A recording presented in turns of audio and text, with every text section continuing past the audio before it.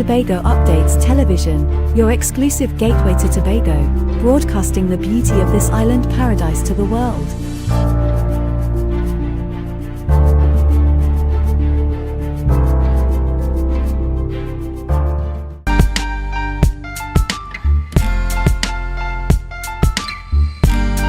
Put a smile on your face when you're moving from place to place.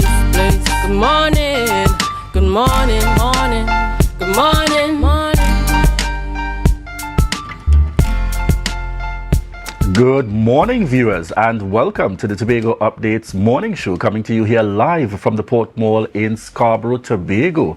As we continue to give God thanks for life, I am Julian Skeed, and certainly it is indeed my pleasure to welcome you here this morning, each and every one of you tuning in. Yes, it's just around that hour of 7 a.m.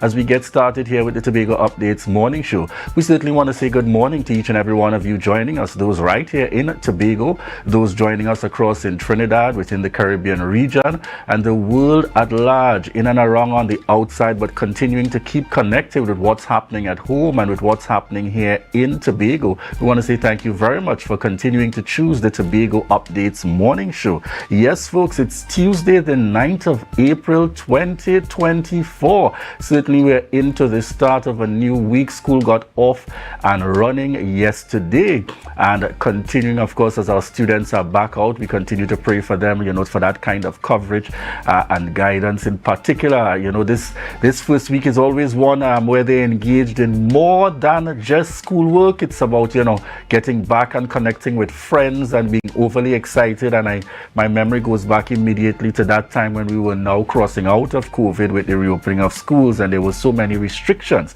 that they couldn't even embrace their friends. How do you tell children that, right?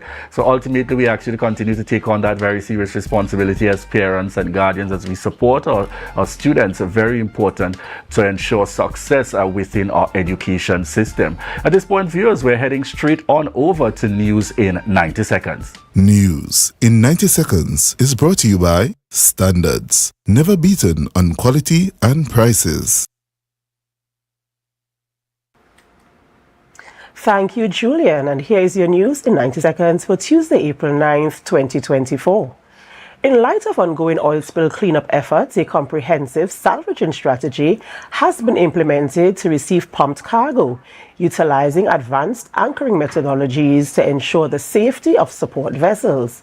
As such, TEMA is urging all individuals engaged in marine activities to exercise extreme caution in these areas as salvaging work is underway. For the safety of marine enthusiasts, the exclusion zone requested by the diving operation is 500 meters, which is approximately 1,640 feet. There's also a south mark 46 meters, which is 150 feet away from the buoy. And under no circumstances are vessels allowed to pass between the barge and the mark.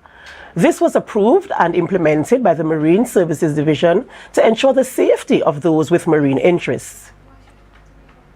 The Milford Road Esplanade Limited is inviting eligible businesses to become a part of their concessionaire marketplace and recreational facility. Located in the heart of Scarborough, the Esplanade boasts ample parking, a central rotunda, and a supportive community, making it an ideal location for small or medium-sized enterprises to showcase their unique indigenous products. Entrepreneurs are encouraged to submit their applications along with a copy of their business certificates and a comprehensive business plan, complete with estimated cash flow for the registered business. All submissions must be sent to the administrative coordinator of the Milford Road Esplanade Limited by April 22nd, 2024. And that was your news in 90 seconds. Life is good with zero. Zero interest for 6 months. Zero down payments. Zero stress payment plan. That's right. With Standards, My Terms, we are putting the power of zero in your hands. Now, you can get that new sectional, fridge, stove, or TV for zero down. Pay zero interest later and enjoy a zero stress payment plan plus quick approval within 48 hours. Standards, never beaten on quality and prices. Thank you very much there and I have to slow it down because Biana is what almost came out naturally, but it's Adana. Right. And how are you doing this morning, Adana? Taking on a different chair. That's right. But all the same, we work together here. We get to get the job done. I'm doing well this morning, Julian. My sinus is acting up a little bit this morning. I don't know what is going on there, but having said that, I am thankful for life. I'm thankful that God has blessed me with another day. As you said, the children are back out to school, so the hustle and bustle is there. But I'm doing quite well. And yourself? How are you doing? Certainly, we got to give God thanks. A lot happening in this space and so on.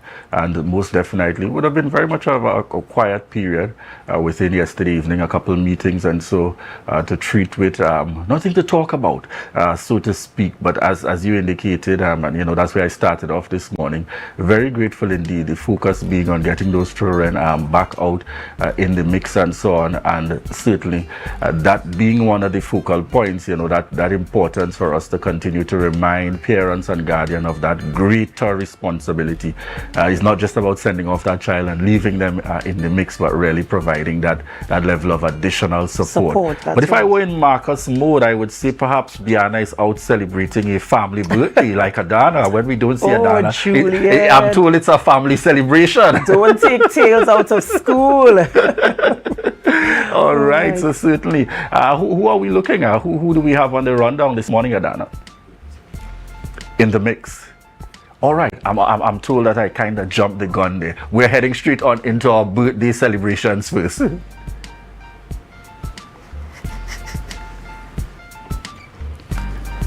And on our birthday lineup this morning, we get started with Nadaline Kwashi, wishing you a happy birthday and indeed continued blessings coming from the entire Tobago Updates family. And we also have on screen Josanne Edwards Kwashi, and we want to wish you a happy birthday, Josanne Edwards Kwashi, coming from the entire Tobago Updates family.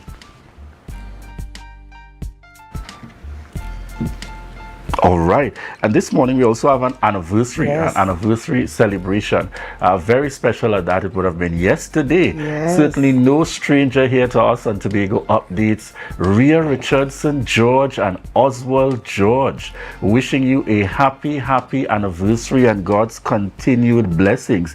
In fact, my information tells me that the celebration this year is actually 29. Wow. Celebrating their 29th wedding anniversary. Indeed, my very good friends out there, I want to wish you the very best. Continue to enjoy every facet of life. And if you know Rhea and Oswald at all, they are very active indeed, and we pray that continued blessings. Rhea would probably give me a very serious face at this point as she listens to that part of the greeting, but certainly want to continue to wish you all the very best and God's continued blessings as you continue to celebrate for years to come. That's right.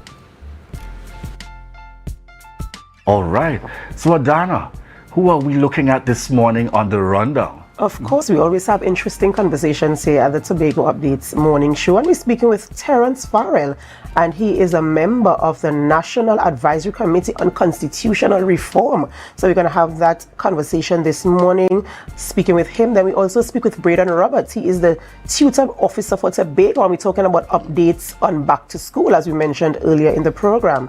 And then we round the conversations up speaking with Lyndon Lashley, Constable of the Trinidad and Tobago Police Services, and we're talking about Tobago Cup is now a beach volleyball coach. So we're going to have that conversation, quite an interesting one, if you ask me. And I'm very excited to have this conversation with him this morning. So we do ask that you guys stay with us as we bring you this information and we have these conversations, relevant and pertinent conversations to things happening in and around the Tobago as it affects you, it affects me, it affects all of us and impact our lives. So we ask that you stay with us as we have these conversations. But of course, before we do all of this, we have to go for a short break. How do we go for a break, might you ask? Of course, we invite you to share the life, share the life, share the life.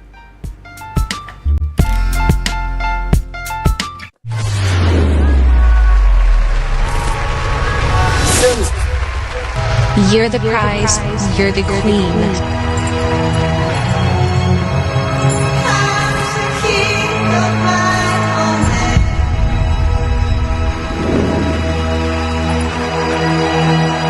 Peace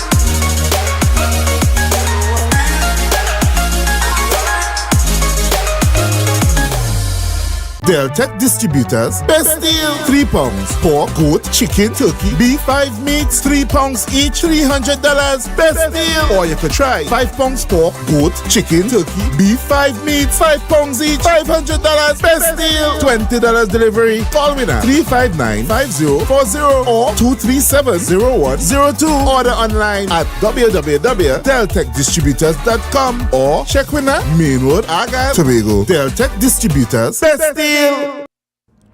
My name is Kama Mirage. As a lifelong entrepreneur, I often share the benefit of my experience with our young innovators and small businesses. Just as I strive to guide others, our Constitution must also foster an environment for citizens to thrive. This begins with education catering to diverse learning styles and extends to establishing frameworks that support new enterprise. But are we doing enough? Constitutional reform needs your input by 15 April at constitutionalreform2024.gov.tt. It's your future, your constitution, your voice.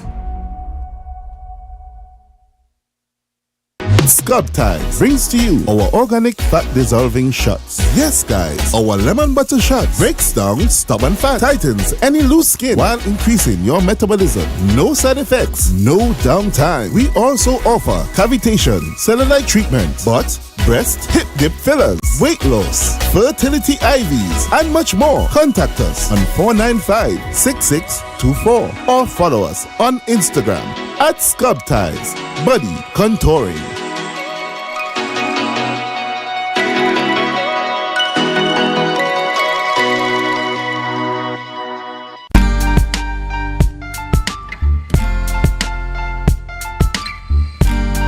Put a smile on your face when you're moving from place to place. Good morning, good morning, morning, good morning, morning.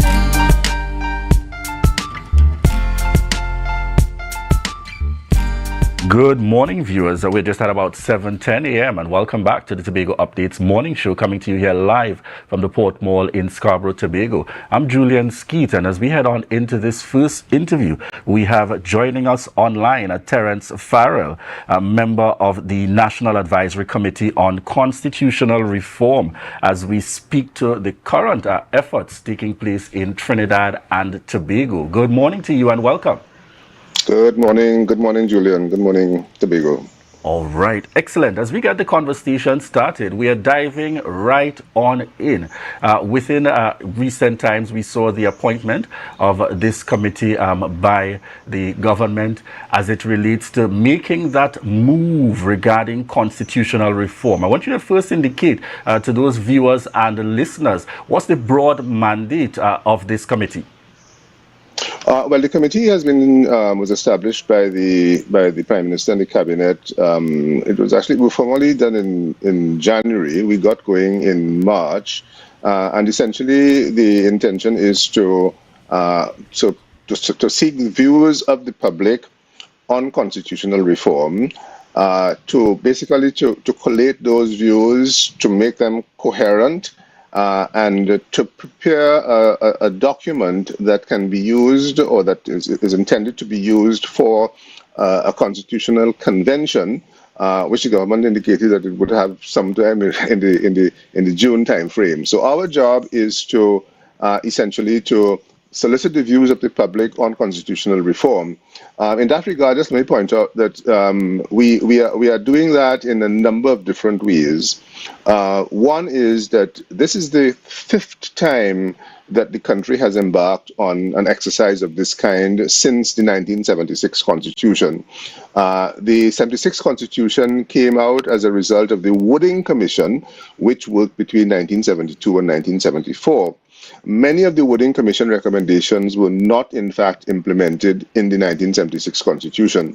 So we have that. We have the Hayatali Commission, which was in 1988.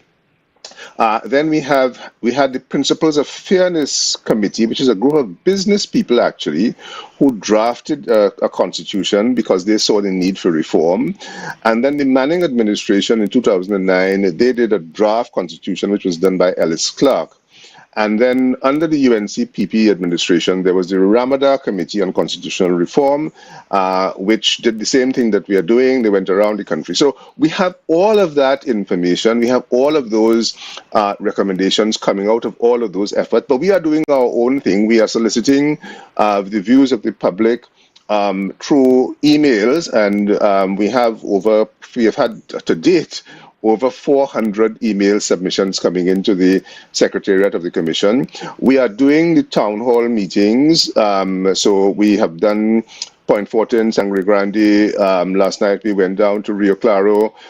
We are coming to Tobago. We will be in Tobago East at Bell Garden on Thursday evening, and we are also doing one on Monday here in Trinidad. So that's Monday of next week in Trinidad. So we are taking all of those, and then in addition to that, we are soliciting the views of we might call them experts on constitutional reform. These would be people like attorneys at law, social scientists, political scientists, and so on, and engaging and trying to get from all of these different methods the views of the public on constitutional reform.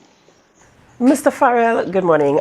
We're talking about constitutional reform, and we want to know exactly what does that mean for some of us who are not aware of what we mean by this. Why is it important? You spoke so much about so many times before in the past where there were meetings and committees formed to target constitutional reform, and you also mentioned that some of the suggestions were not implemented, and now we're here again, and we're talking about this committee set up for constitutional reform. What exactly are we talking about, and why is it so important, and also to involve the communities within Trinidad and Tobago, the citizens, and updating them on this particular subject?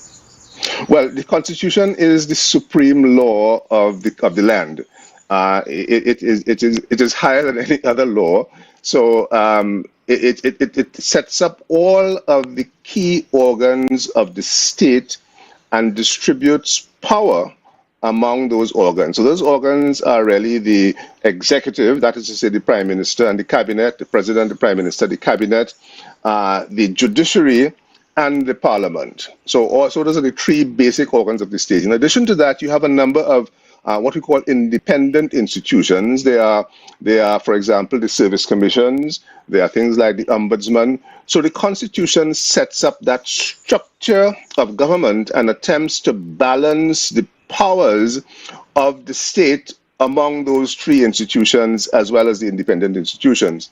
The second thing that the Constitution does is that it establishes what rights citizens have, and it protects those rights. So the Constitution gives you or tells you what rights you have. We know that we have rights as citizens, as human beings, we have rights. The Constitution identifies what those are and ensures that our rights are protected, so that the state has a responsibility not to infringe the rights of citizens, not to infringe the rights of the public. And if they do, then you have redress through the courts and so on. So the Constitution is an extremely important document. But one of the things that we also point out to people is that, in fact, many of the things that are happening to you in your daily life, many of the irritations that you have, many of the problems that we experience, issues around local government, etc., actually go back to the Constitution, because in many instances it is an indication that the institutions of the Constitution are not working well. Either the executive is not delivering what it is supposed to deliver, or the Parliament is not doing what it is supposed to deliver, or the judiciary is not doing what it is supposed to do. So constitutional reform is extremely important. We need to set a step back, reflect on whether these institutions are working well. And we also point out to people, in fact, that the institutions that we operate in Trinidad and Tobago today are, in fact, institutions which were set up in the 1962 Independence Constitution. Because what happened in 1976 is that we made the change from Governor General to President, and we made some other changes. We took away some powers from the Prime Minister and we gave them to the President. But other than that, the basic institutional structure that we're operating in this country with was established in the 1962 Constitution. But I would point out it's even worse than that, because some of these institutions, for example, the service commissions, were in fact set up by the British in the 1950s. We incorporated that into the 1962 Constitution, and we continue to operate the Service Commission structure today in 2024. So we have institutions in our society, in our constitution, and we are realizing more and more and more, and all these efforts we've had at reform are telling us that we recognize that something is fundamentally wrong with the way in which these institutions are designed, the way in which they are structured, and the way in which they are operating. I want you to give us an idea, and you spoke to it there, and immediately a two-part question jumped into my head. How is the committee ensuring that, one, we are able to reach that younger grouping of the population as well, so as to ensure that we recognize, just as you mentioned there, whether you recognize it or not, this will impact our way of life? And two, how are we ensuring that those who, just as you mentioned, they've been around long enough to actually know the history to which you have referred without even reading a book, and would probably just say, this is routine. I know this ain't going to yield anything in the long run. How do you, respond to those two groupings as a committee? Those are two of the biggest problems, Julian, that we have as a committee. First of all, on the question of the young people, it's about how do you reach that group. So, for example, the millennials, that is to say, the people who were born, around the turn of the century, they are between 18 and 25 and so on at this point in time and so on. It is extremely difficult to reach those young people, partly because they're operating in a very different space. So they're not on traditional media, they don't listen to radio, they don't watch television, they are on YouTube, they are on Instagram, and so on and so forth. So it's about trying to reach them wherever they are. The other thing that there's another interesting group of young people that we need to focus on, and that is those who are between 35 and I would say 45, so they may have young families, for example, they have children who are going to school and so on. So they are affected by what is going on in the society. They see some of the problems because they are concerned about their children and their children's future.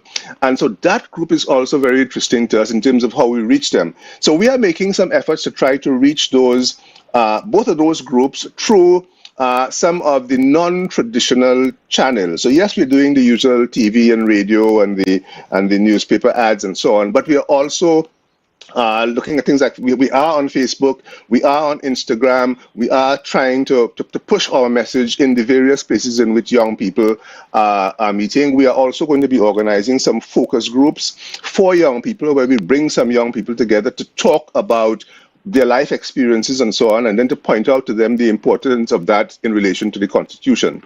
The second issue that you raise is really about the kind of skepticism and cynicism that people, especially the older people, express in respect of an exercise like this. And what I'm saying is that skepticism, that cynicism is certainly not unwarranted, because this is the fifth time we are attempting this exercise, and people have a right, I think, to feel, well, we've done this before and nothing has happened. It is incumbent on us as the population, as the citizens, as the people of the country, to indicate to those who currently hold power, and therefore who have it in their power to make the changes that the people want. It is incumbent on us to ensure that they do it on this occasion. And it's extremely important, therefore, it's not the committee's work necessarily, but the committee, by articulating what it is the people want, what people are saying, what reforms that they want, whether it's an executive president, whether it's proportional representation, they want changes in the justice system, etc., etc., etc. We will articulate those. We will ensure that the recommendations are coherent, and we will present that, and then it becomes a responsibility of the people of Trinidad and Tobago to impress upon the current leadership, both in government and in opposition, that these are the changes that we would like to see. You spoke to, just very quickly, I know you spoke to the mechanism of utilizing the email, etc. And I'm sitting here also thinking of some of our average citizens who probably, they're not going to sit down to pen their perspective. But if you have a conversation, they can give you a full minute or two to explain one of the things that they think are fundamentally wrong. Would you say that's also part of the target population that you are looking at hearing from coming out to these town hall meetings? Oh, absolutely. That's the reason why we're having the town hall meetings, because People can send stuff in by email. As I said, we have over 400 submissions by email. But the town halls are important, partly because you want to get at maybe some older people are not particularly interested in using email, but also it's important for us to hear people's voices. People want to talk and to expand on some of the suggestions that they have. They want to articulate their concerns and their grievances, and we give them an opportunity to do that in the town hall meetings. So we will be in Tobago on 2 occasions. We are coming on this Thursday in the Tobago East area in Bell Garden, and then we'll be coming back later in the month in the Tobago West area to talk to the people of Tobago.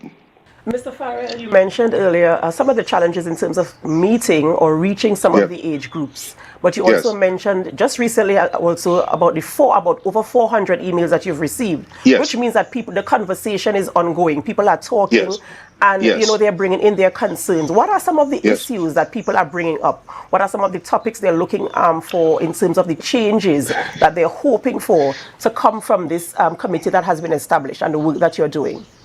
Well, the range, I mean, we have identified maybe about 50 or 60 different kinds of issues that people are raising.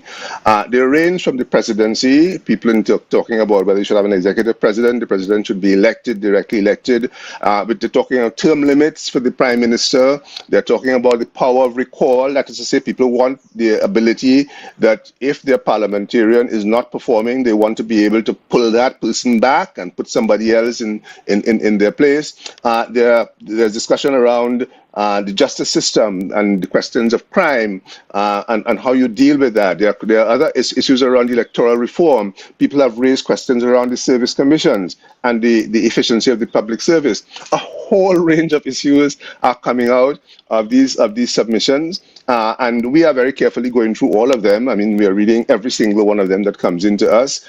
We're trying to make sense of that, and we're also going back, as I said, to the Wooding Commission and the Higher Tally Commission, the Principles of Fairness and the Ellis Clark draft and the Ramadan Committee to look at what people were saying then. And what we see is there's a certain consistency in terms of what people are asking for. Clearly, people want better representation. Clearly, people want a more democratic society. Clearly, people are very concerned about prime ministerial power and how that is organized, or executive power, I should say, and how that is organized in the state. So these are some of the things that are coming through in the submissions that we are getting from the public. Is it safe to say, or reasonable, based on where you sit and certainly the collective of the committee, that it is only anticipated naturally that you expect to hear feedback as it relates to the Tobago House of Assembly Act, which again is part of our constitution here within the Republic of Trinidad and Tobago, for the talks happening here that are anticipated in Tobago? Yeah, well, absolutely. I mean, the questions raised by Tobago are critically important to our consideration, and that's why. So we're making a very special effort to look at the Tobago question. We have the 2 bills that are before us in Parliament. We know that there's a range of views in respect of what's happening in Tobago. So we are coming to Tobago to hear from Tobagonians themselves what are their thoughts and what's their thinking on that. One of the other areas I just want to get from you very quickly in terms of before we close, just a reminder to the persons when you're going to be particularly here in Tobago and the duration over which this will take place, because I know the target, as you mentioned, is the government's intention heading in towards looking at that national dialogue that they've indicated is carded for June. Is it that this is the current tenure of the committee and then there will be a determination that happens after? Just kind of walk us through now to June and the anticipation of afterwards. So our intention is, our committee is going to work towards producing that document by June. Certainly by early June we will have that document. We are not in charge of the constitutional convention. I call it a constitutional convention, or sometimes I call it a constituent assembly. We are not in charge of that. but we will be making our recommendations as to what that looks like or what that ought to look like, because there's a way in which these things have to be done if they're going to have legitimacy with the population. So we are going to be making our recommendations on that, and the document that we produce is intended to be used by that convention to allow the convention to come up with the specific recommendations that will then presumably go into a drafting instructions for a new constitution for Trinidad and Tobago. So that's the process essentially that we are seeing. All right, and we have a quick question coming in online. Is there any Tobagonian on that committee representing the interests of Tobago? I got to ask the viewers questions. You want to tell us about the composition of your committee? I know that you're not responsible for the composition, but who are the members of the committee? Well, it's a relatively small committee. It's actually only 8 of us, but Ray Sandy is on the committee. He's representing Tobago on the committee. The chairman of the committee is Barry Sinanan, SC, who is a former Speaker of the House. Nizam Mohammed, who is also a former Speaker of the House. Jackie Sampson Miguel is a former Clerk of the House of Representatives. So there are people there who understand Parliament and so on extremely well. Helen Drayton, who's a former independent senator. Hemant Ryan Singh, who is an accountant, and we have Winston Rudder, who is the current chairman of the Public Service Commission, who is on the committee, and myself. Excellent. Yeah. And your humble servant. and your humble servant. All right. All right. Well, we just want to say thank you so much for coming this morning and, giving us that measure of enlightenment as to what is happening with the formation of the committee, and the fact that you've already engaged in conversations and persons are bringing out their issues, and we do hope that we can get some sort of implementation, because as you said, it's the 5th time that we're trying this, and we do hope that we get some measure of success this time around, because of course we all have concerns and we all want to see some measure of change. If even we could get 1 or 2 implemented, it will say something to the fact that we live in a democratic society. So we're hoping that we can get it done, implemented, and in quick time. By the end of June, I'm wishing you and the committee, the team, and all the members of the communities within Trinidad and Tobago, we just want to encourage you to come out, to air your views, to contribute to the conversation, because the changes that are implemented, if they are, will impact our quality and standard of life. So thank you so much, Mr. Farrell, for coming this morning and sharing that information with us. We do wish you and the committee the very best, and we look forward to seeing you in Tobago. Thank you so much. Indeed. Cheers. Take care. Bye-bye. All right. Thank you very much indeed, viewers, certainly bringing us that perspective there, and a reminder, coming to Tobago East on Tuesday, and later on in the month they will also be in Tobago West. At this point, we prepare to head on out to a break, and we want to remind you that this is your opportunity to share the live, share the live, share the live.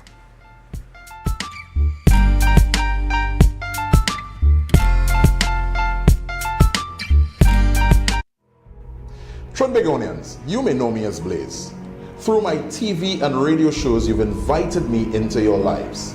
Now, the media's freedom to speak out on behalf of citizens, to reveal the facts fearlessly, is enshrined in our Constitution.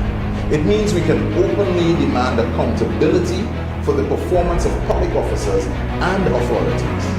Should your Constitution demand more too? Submit your views to constitutionalreform2024.gov.tt by the 15th of April. It's your future, it's your Constitution, and it's your voice. Life is good with Zero. Zero interest for 6 months. Zero down payments. Zero stress payment plan. That's right. With Standards My Terms, we are putting the power of zero in your hands. Now, you can get that new sectional, fridge, stove, or TV for zero down. Pay zero interest later and enjoy a zero stress payment plan plus quick approval within 48 hours. Standards, never beaten on quality and prices. Hello everyone, it's your boy Harry here from Authentic Car Clinic, located right here in Tobago at Storby Local Road. You can WhatsApp us or call us at 366-4173.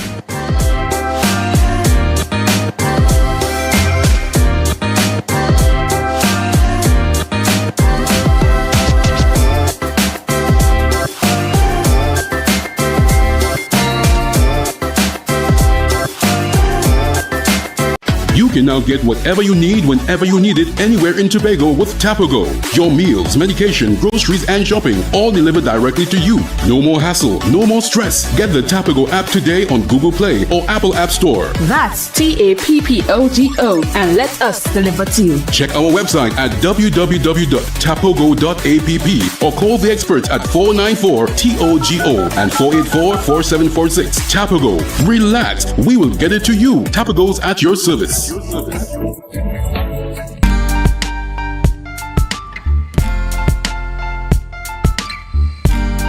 Put a smile on your face when you're moving from place to place. Good morning. Good morning. Good morning, viewers. We're just at about 7:33 a.m. and welcome back to the Tobago Updates morning show, coming to you here live from the Port Mall in Scarborough, Tobago. I'm Julian Skeet. We want to do a quick shout out to some of our viewers online before we head into this interview. I see Linda Lenny Marshall. We also see that we have viewers watching from the Philippines. Good morning to you. I also see in the mix Andel Allen, Travis Moses, Johnson Hawk joining us, Shirley Cook. Good morning to you, Lisa James, Mrs. Joy Charles out there in Susalands. Good morning to each and every one of you. And we want to say thank you so much for continuing to choose the Tobago Updates morning show. In this next interview, we're heading straight on into discussions with Braden Roberts, Tutor Tobago Officer. And we're speaking updates on back to school. Good morning to you and welcome, Braden. Good morning to the viewers and listeners. All right, so as we get the conversation started, we just had the school term resume. After Easter, we are in what we would describe as the final term for this school year. We want to get some feedback from Tutor. How has that been based on your reports and updates coming out of yesterday, the first day back out? Right, so I would have been out yesterday. I visited from Plymouth School, the north side, all the way up to Lansford. I'll be out visiting schools again today. Even the schools I wasn't able to visit, I would have made some calls to find out how things were going and so on. And just as school would have closed, it would have opened back. I'm not certain of what works would have been done. I know that there are some schools with their electrical issues, their plumbing issues with their AC units and so on. But my concern is the schools that would have would have visited and had the sightings of rat droppings and so on, and they were supposed to treat with those. We have no evidence of anything being done where that is concerned, but school would have reopened. Schools would have been in a position where they could open, but it's not just to have schools open. We need to have schools at a level where it functions to the efficiency where teaching and learning would be as effective as we would want it to be. So we want to get an idea from you, because we know when you were on the last time around, one of the discussions we spoke to was looking at what is that proactive approach or that encouragement being put forward on the part of Tutor. I mean, it's still relatively early, but ensuring that we do not fall into what is that seems to be that perennial issue that we wait until July, August to work out an entire program, and then there's the tutor representing, and there's education, and then we get to the start of a new school term and we said, oh my God, 2 months have gone. What proactive efforts have been taking place thus far? Even if you're to speak from the perspective of Tutor in terms of making that representation to the Division of Education. Well, I would say we had quite a fruitful meeting with the Secretary. That would have been a couple of Mondays ago. There was the conclusion that we will need to come and have further discussions on some of those things to further flesh them out. So we look forward to that. We also have data gathering form that is out into the various schools. We hope to submit to the division, if not Friday, early next week, all the plumbing issues, all the lighting issues, so we don't have to be waiting July, August to see if and when they're starting. At least we will be able to monitor what the division is prioritizing and so on, so we can have an input in that, because the current system is that we ask of principals to submit the issues of the schools, but all the principals are not that technical to see if this is critical or not. So we would need the project implementation unit of the division to visit these schools. Now, they may not be able to visit all schools each month, so that's where Tutor plays that role. We would have had in the past where the scope of work would have been shared with the union, so we would monitor what is being done at the schools and so on, and could play that role in assisting the division. But that would have been stopped a few years back, I think, was under Mr. Childs when he was the secretary. So we are gathering that data, and that should be submitted to the division by next week latest. All right. So we can anticipate that there will be some forward efforts in that regard. Yes, indeed. All right. One of the things I know that we've also spoken to is what seems to be that issue of rising violence, which certainly puts at risk our teachers, those who just visit the compound, and in fact puts at a very broad area of compromise. It's never a good thing when we can see going viral one of our schools here in Tobago, in fact anywhere in Trinidad and Tobago. What efforts are being made in that direction to be able to try to quell this issue? Are there any further recommendations on the part of tutors how we can approach that issue? Well, I have heard of meetings with the TTPS, the secretary, and I have not been a part of that. I am of the belief that the division in the background is working on some things, but in the meantime, things are happening. The issue as I see it is persons are not of that moral standing and ethical standing as we were in the past, and we look at the music that influencing our young persons now. You see adults coming up to the school not so much to address the issue with the child, but to address the teacher who probably is trying to scold the child for whatever reason. So we need to be able to infiltrate the minds of our young persons and the adults. I'm not certain what quick fix measure there could really be, but we have to change, as I would always say, the curriculum, the way we teach and how we affect the minds. If we don't do that, you can put scanners, you can put police officers. If persons have that inclination to do wrongdoing, there's very little that you can do. So we have to work on the mind, and that's where I believe, well, the discussions we have with the secretary in terms of how we need to restructure things, it went well. So I trust that we're going to make some of those things. Unfortunately, it wouldn't be a today for tomorrow thing, but we hope to have some consistency in the effort towards making the change. All right. Is teacher concerned any at all about safety and security of its teachers? I mean, yes, obviously we always have that for our students, but in terms of the teachers, at a time where there continues to be challenges within the classroom, because the natural inclination as an adult, and this is putting aside profession here, when you see something like that happening, some would have naturally intervened in our time. I don't know if they still do now, but now you're probably more concerned. Is there any concern on the part of tutors still as it relates to safety with regards to some of the happenings now that we're seeing in schools? Well, we are most definitely concerned, and when I would say very few jobs are easy jobs, and the teaching profession is not a profession that is not for the faint-hearted.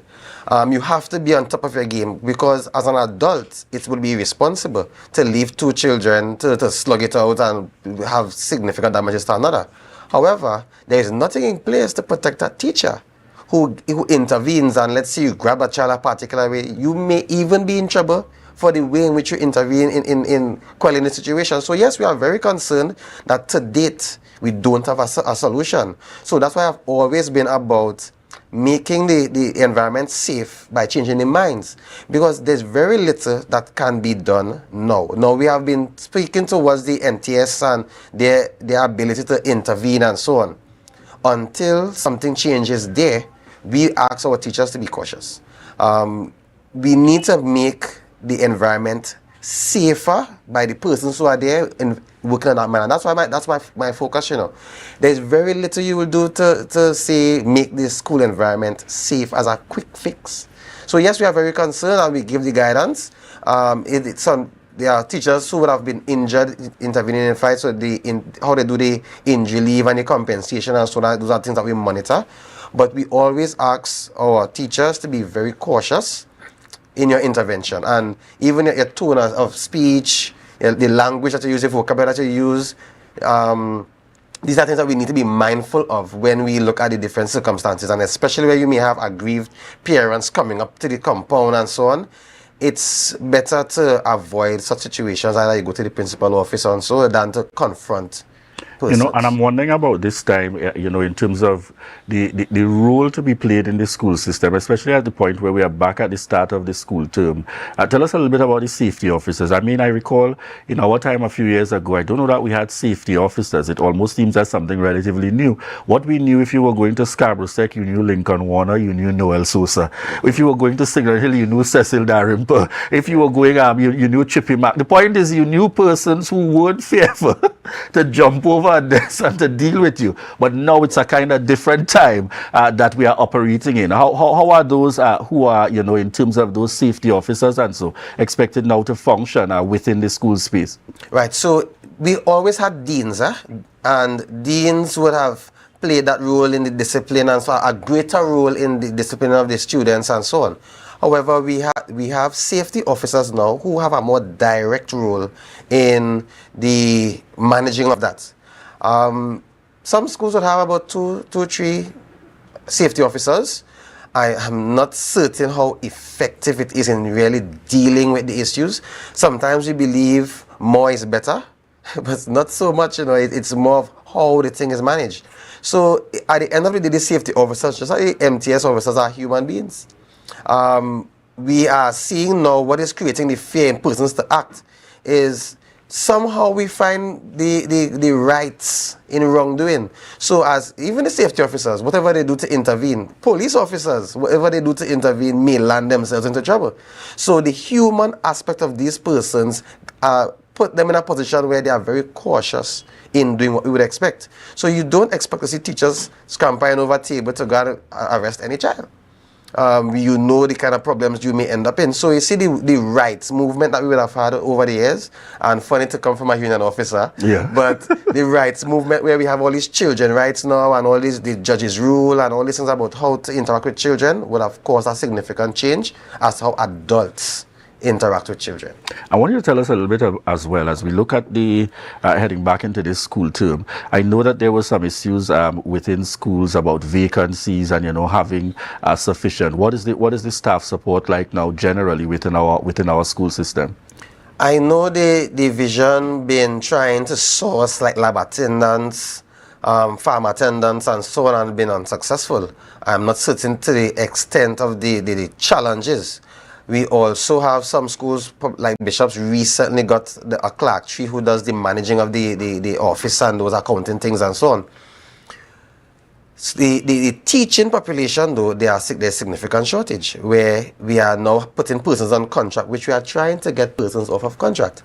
The secretary did indicate, and even the administrator did indicate, that they are almost to the point of concluding their report towards making that advancement to cabinet, so we're supposed to have a meeting on that sometime soon. That is a major project for the association and as well as the division. So we continue to, so I look forward to that meeting and we continue to work towards making that a reality, because for the contract teachers, every 2-3 years, somebody comes up with this motivation, yes, we're going to work on this, and then it dies down. It cannot die down. Under my tenure has to be a officer, and I trust that the secretary who was a contract officer would not want to limit or have this 4-year period and not have this done. So we are working and hopefully working together. So I'm looking forward to that meeting. There's one other thing though. I mean, I looked at the news last night and I find that there are issues that we raise and there's no need to add the steroids. So I don't get it from the station. But we add the steroids to the news and we create this major conflict. We are not at war with the division at all. We try our very best to work with. Of course, we depend on the media to bring our issues across. So that's where the interviews and so would come. But we are more on the goals and attaining those, and I would want to have a collaborative effort. So I'm hoping the division make it easy for the association to be collaborative with them as well, because we bring things to their attention and they take long, and I mean, to address some of these things. And if I could quickly mention back the Monks in George with the cleaning of the school and so on, those are low-hanging things that we could treat with.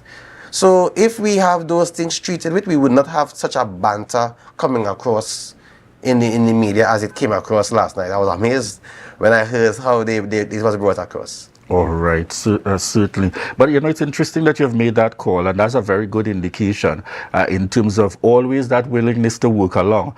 But don't get Braden wrong at all. When he needs to war with you, yes, he will certainly ensure that the representation is there. But it gives a good signal in terms of that there's an existing relation, because we know where things would have started in terms of treating with some of the issues and concerns. And what we are more hopeful for now as the Tobago populace is that we will see the results coming out of this working relationship as best as possible between tutor and the Division of Education. Any other things that you would want to share on before we wrap this morning? Right, so I would always call on the teachers. The association would fight the battles. We want the focus to be on the teaching and the learning and having the environment enriched.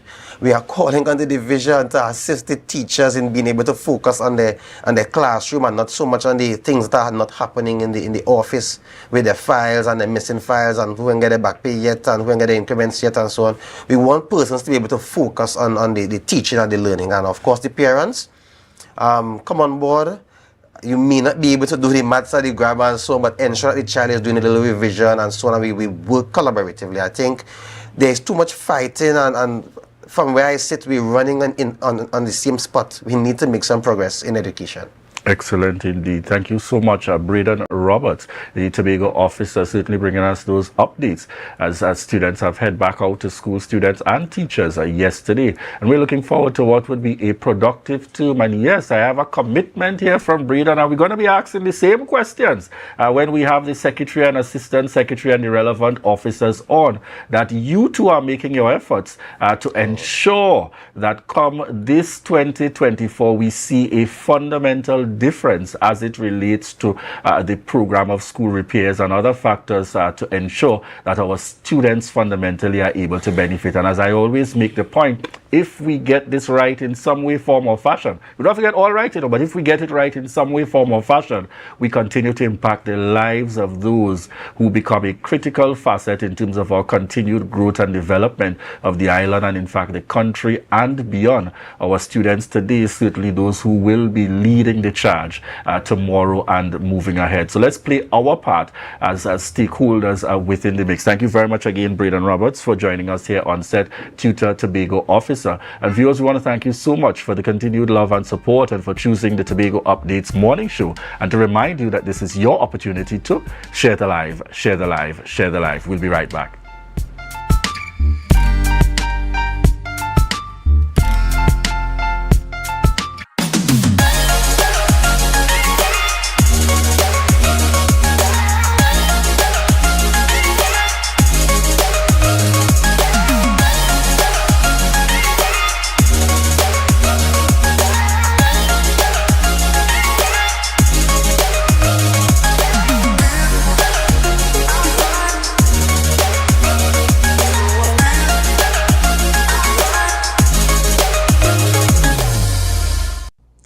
Fellow citizens, I am Rajiv Dipti. In my business, I meet people from all walks of life. I hear their stories, from struggles to successes. The supreme law of our country that safeguards our individual rights and freedoms as we go about our daily lives is the Constitution. It was amended back in 1976, but life is different now. The Constitution can be altered through legislative reforms. So please submit your recommendations to constitutionalreform2024.gov.tt by the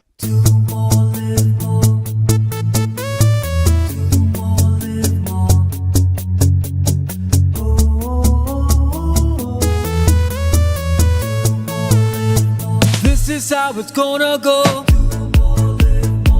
They better look up and look, 'cause this is your show, and everybody's gonna know. Say it to them once again. They better look up and look. This is your show, and everybody's gonna know. That's how it's gonna go. They better look up below, 'cause this is your show. Life is good with Zero. Zero interest for 6 months. Zero down payments. Zero stress payment plan. That's right. With Standards My Terms, we are putting the power of zero in your hands. Now, you can get that new sectional, fridge, stove, or TV for zero down. Pay zero interest later and enjoy a zero stress payment plan plus quick approval within 48 hours. Standards, never beaten on quality and prices.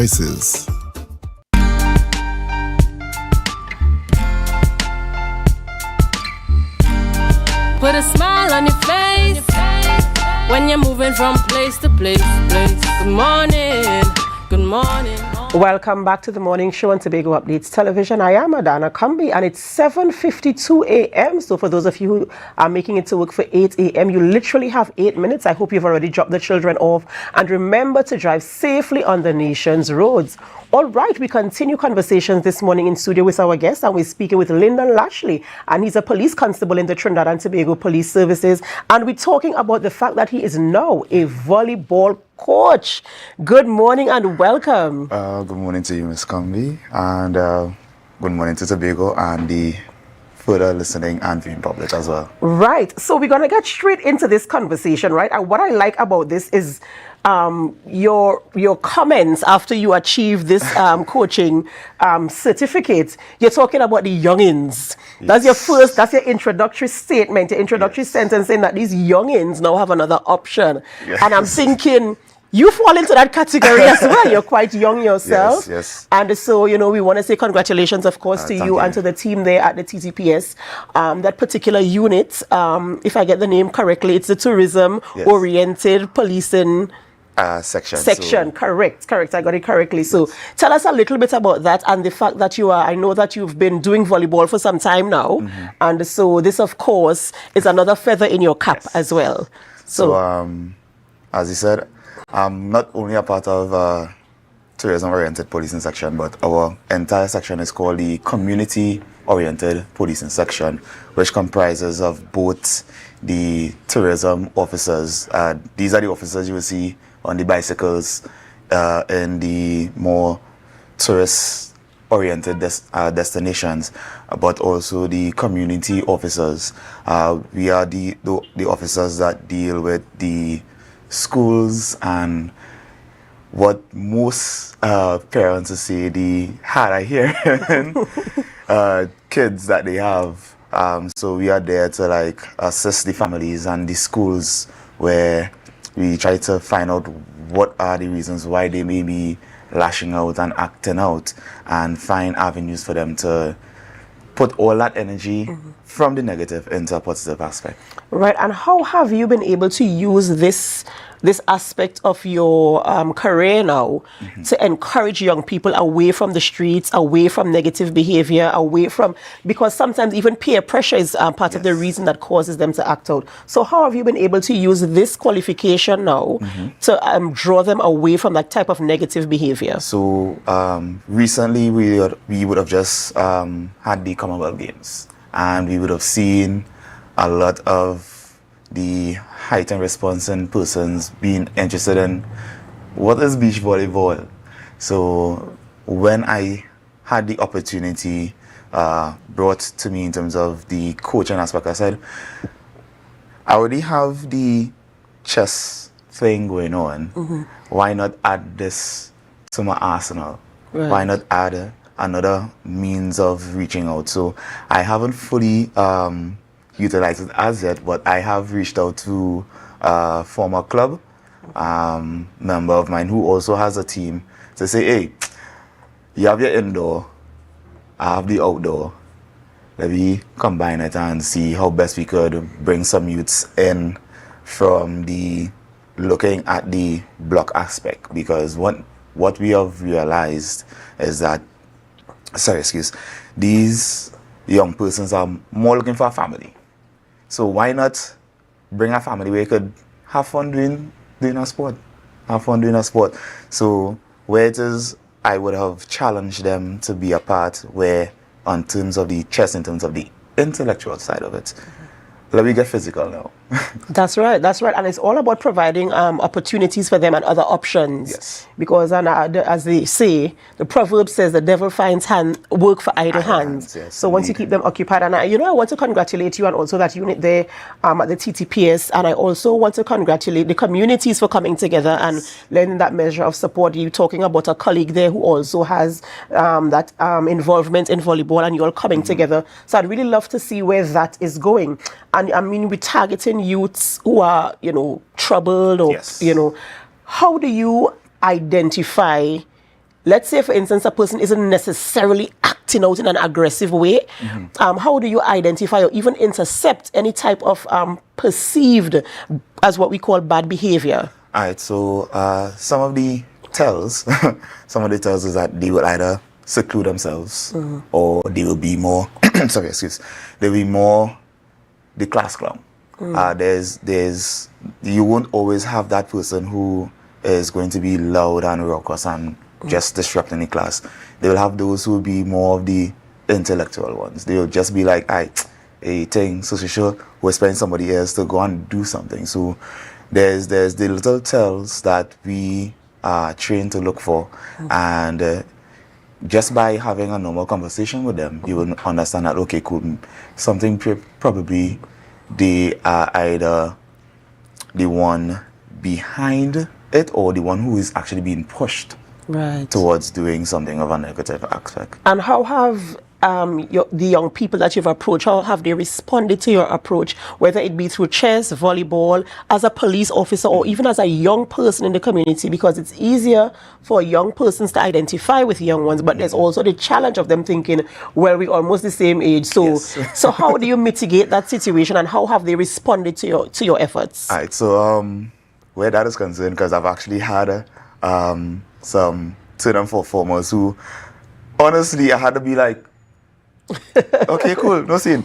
But so what I will do is I will try to get in tune to their lingo. As we all know, each era has a different way of speaking. That's we have right. our own way of saying, hey boy, this, that, the other. So if it is I myself cannot interact with them, I use one of their friends. I use one of the colleagues and say, hey, well, I'm trying to reach out to your friend here. I'm trying to understand what is the situation that he or she may be going through. And I use them as the middle person, so to say, to get that connection.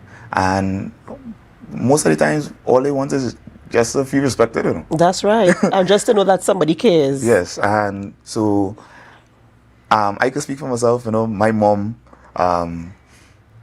is a strict mom. So I understand, and I believe I have that connection where we have the parents now who are like my mom. And me going through certain things during my growing up as a teenager, I explained to them, here's what.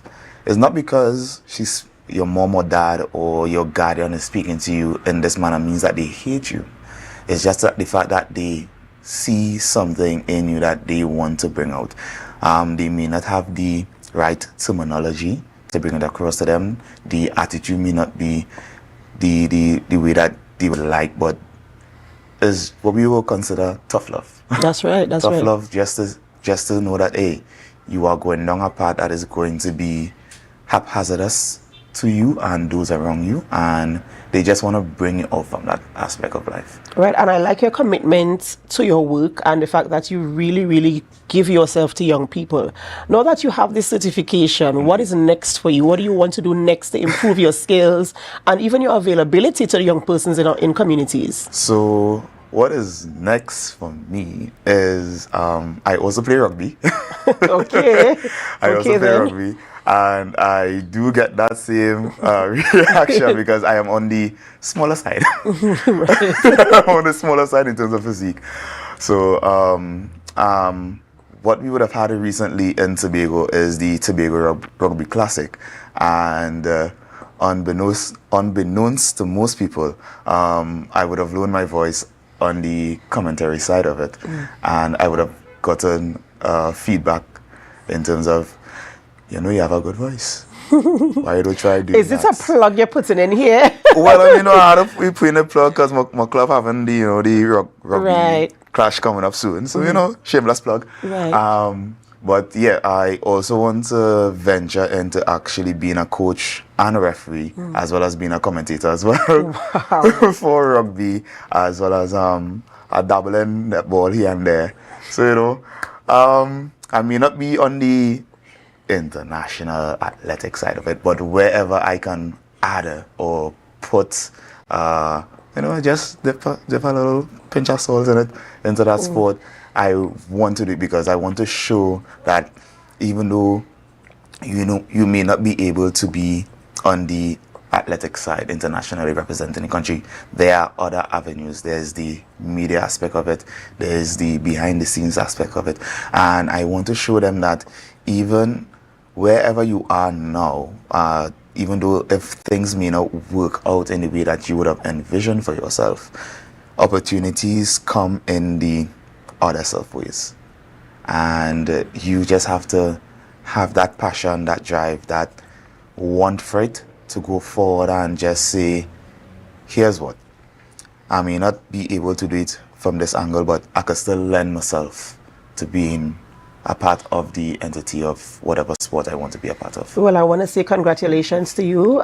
Many, many congrats and all the best in your endeavors. This man is playing rugby, he's playing chess, he's playing volleyball. Yeah. He might tell me cricket, football, swimming just now, I'm not quite certain. But all in the effort of trying to get communities together and to get young persons off the street. So many congratulations to you and all the very best in all your endeavors, ladies and gentlemen. We've been speaking with Lyndon Lashley, a constable of the TTPS here in Tobago, and doing his best to ensure our young people are engaged in meaningful activities and taking them off the street and out of trouble. All right, this is where we end the morning show on Tobago Updates Television, but this is not where we end our programming. We head on over to Tobago Notes and then we go on over to GMT with Candice Jackson. So stay with us, and while you stay with us, tell a friend or two and help us to share the live, share the live, share the live.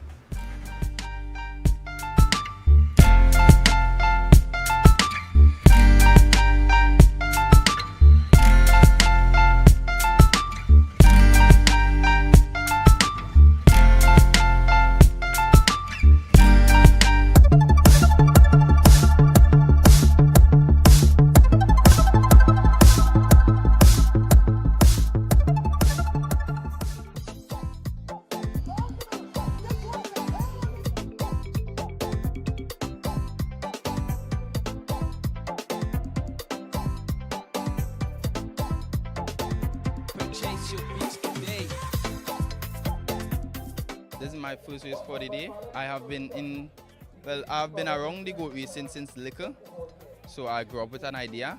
This could be my second to third year of running goat.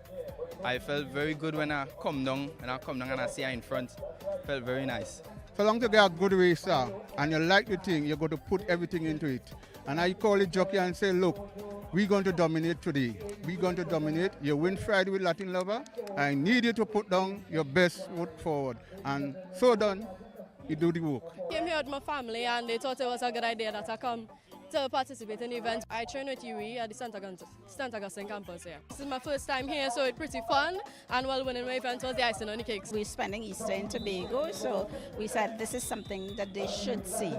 Yeah, I think it is a wonderful thing to do for Tobago, and I like the community spirit and the environment and of course the entrepreneurs down there with the food and the craft, and so I think it's excellent. Today we have burgers, we have hot dogs, we have chicken and chips. Sales has been going pretty okay thus far. Yeah, it's a nice experience. As you see out here today, we have a lot of niche type businesses, a lot of small or micro businesses on the outside, so a lot of persons get the opportunity to display what they have. It's been amazing. Watching the goats is wonderful, but also the bonnet competition is quite something. Yeah, really good fun, really enjoyed it. Yeah, it's been crazy. We haven't seen anything like this at home. It's really great. The races are fun to watch. All the vendors have good food and attractions. Yeah, I like it because we get to see animals that we usually don't get to see normally in Canada or like Tobago. My snake is my favorite animal. I don't know. I just have always really liked snakes. We have little garter snakes in our backyard that I always catch and always used to catch. This is an event that normally caters to the family. And once we are able to bring families together, once we are able to execute a better social standing in our community, I think we are a success, you know. Sometimes we measure everything by financial success, but there's always the reality of having stronger communities coming out of events like this. That was a production of the Department of Information, Office of the Chief Secretary, Tobago House of Assembly.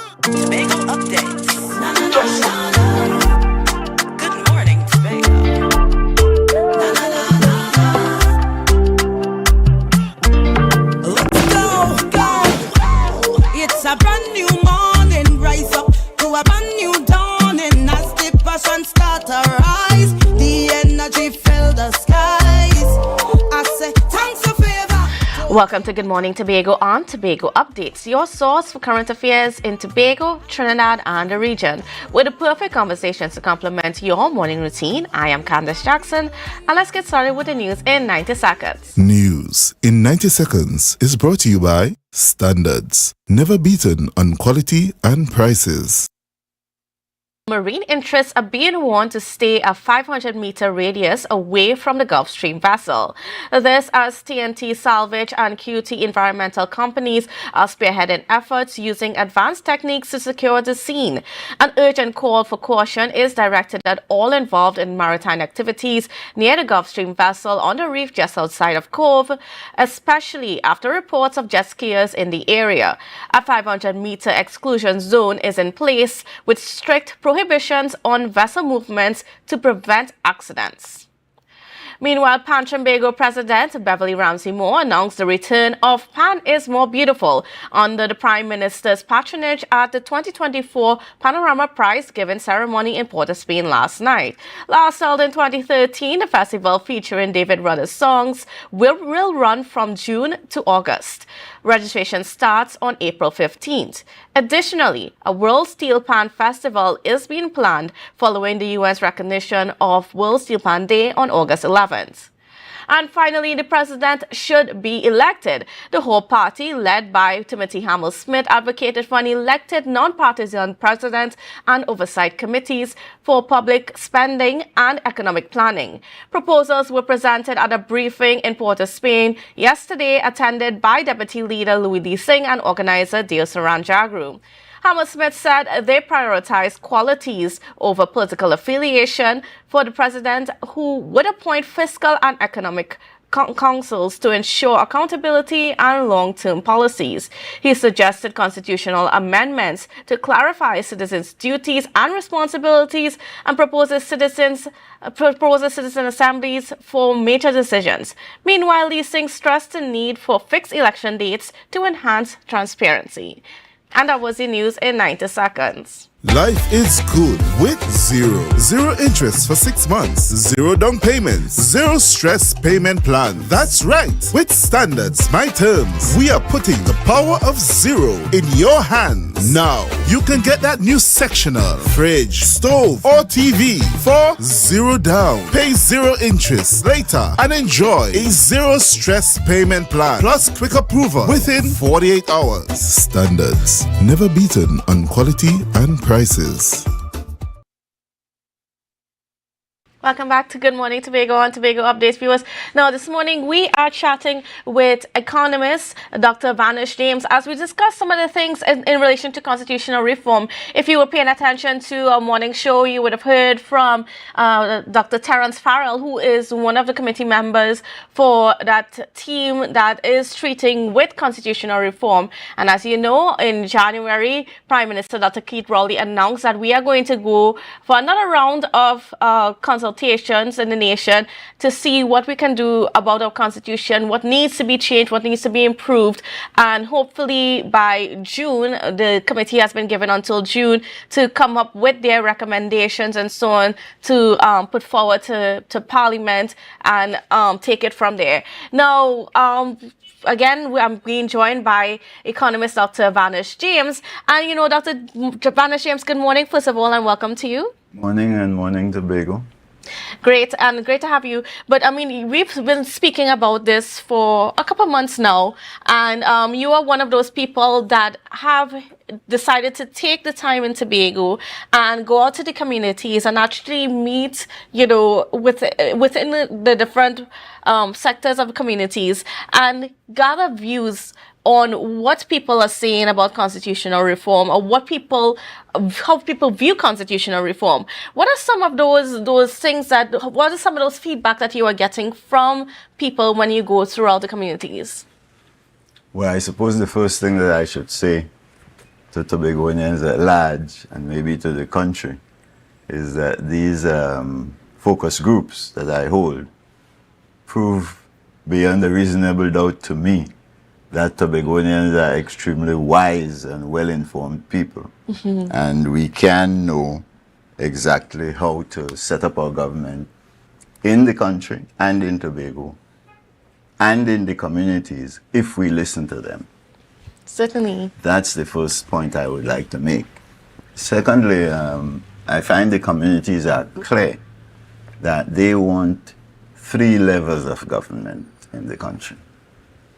One at the community level, where they can focus their attention on the development of community enterprise and drive the initiative towards community development with no community left behind. The other at the local government level, including the THA, including Tobago. And the third at the central government level. And they want the design of the government to be such that on the financing front, each level gets access to a fair share of the national pool so they could do pursue their charters. And at the community level, communities want carefully organized community councils with joint decision-making potential, designed to hear from the communities what people want to do. So no dictatorship in the community, with a CEO of sorts that would lead the implementation of community council decisions under oversight. Right? Oversight for them is a process in which the community council calls in the community on all major issues to find out what the community wants. That's an important insight they have that I think is the right insight, because it gives them the maximum possible information on which to make judgments. Of course, the community still has to take a vote. The council still has to take a vote on what is to be done, and that would be binding on the CEO and the mayor, if you want to call him that, or her that. So that's the first thing. And they want a fair access to a decent budget that would allow them to pursue that agenda with a focus on community enterprise. You remember long ago when we used to talk, you're too young to remember maybe, when cooperatives was the big talk in the town. But it was cooperatives largely based on a volunteer basis. The communities have a good insight that if that was done with community power behind it and a community budget every year to drive it, they could pick the right kinds of enterprises and succeed. And I think they're right on that, speaking as an economist myself. And then they want access to a THA organized in such a way that they could go and represent community interests whenever THA is going to be making, or let me say the Tobago government, however that is organized, is going to be making any decisions that would affect the communities. They want to be able to speak in the forum where that decision is being made. So, okay, so I'm going to break it down a little bit now to discuss these three things. And I'm going to start with the last point first, and the THA, because, I mean, of course, we know these conversations about how the THA should work with the government. We continue to have these all the time. But if I understand you clearly, we're seeing more and more from the people in Tobago that idea of that the people's house sort of thing, or that representation of that community voice within that THA needs to be stronger.